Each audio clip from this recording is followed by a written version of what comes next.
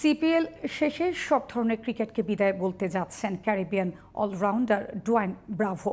সর্বশেষ 2021 সালে ন্যাশনাল টিমের হয়ে খেলেছিলেন এই কিংবদন্তি ক্রিকেটার হিসেবে 2022 সালে আইপিএল থেকে বিদায় নেওয়ার পর 2023 সালে সামলেছেন চেন্নাইয়ের বোলিং কোচের দায়িত্ব। ব্রাভোর পুরো গল্পটা জানাচ্ছেন হাসান মেহেদী। বয়সটা নেহায়াতি কম নয়। জাতীয় দল থেকে অবসর নিলেও ফ্র্যাঞ্চাইজি লিগে খেলে যাচ্ছেন 40 পেরোনো ডোয়াইন ব্রাভো।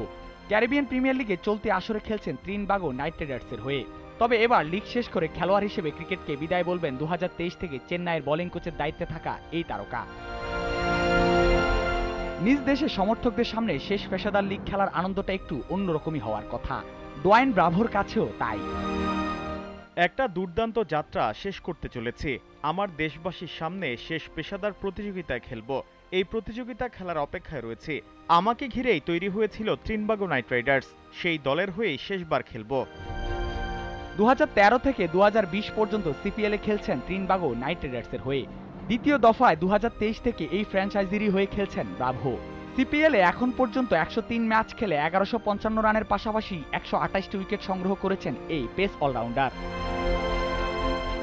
ওয়েস্ট ইন্ডিজের হয়ে ব্রাভোর অভিষেক 2004 সালে। খেলেছেন 40টি টেস্ট, 164টি ওয়ানডে ও 91টি টি20।